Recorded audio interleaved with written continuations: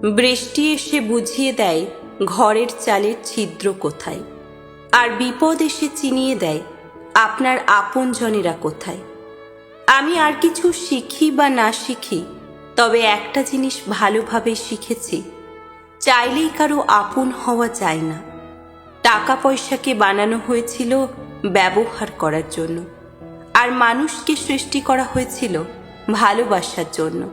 অথচ মানুষ টাকাকে ভালোবাসে আর মানুষকে ব্যবহার করে। তুমি বদলে গেছো, তাতে আমার কোনো দুঃখ নেই। আমি আমার বিশ্বাসের জন্য লজ্জিত। মিশুক হয়ে বুঝলাম নিজের আত্মসম্মান থাকা দরকার। সহজে সবার সাথে মিশলে মানুষ সস্তা ভাবে। যদি কখনো বুঝতে পারেন কারো লাইফে থাকা না থাকা একই ব্যাপার, তাহলে সেখান থেকে সরে আসাটা আপনার জন্যই ভালো। কারো পছন্দ হওয়াটা সহজ, কিন্তু সারা জীবন কারো পছন্দ হয়ে থাকাটা খুব কঠিন। হ্যাঁ, আমি একা থাকতে পছন্দ করি।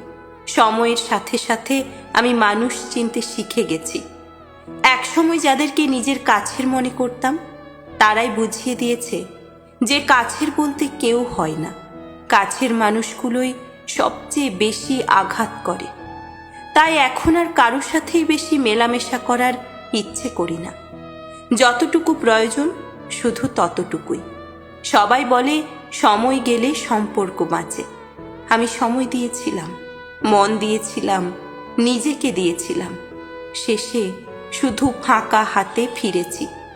কারণ মানুষ চাই সুবিধা, সময় না।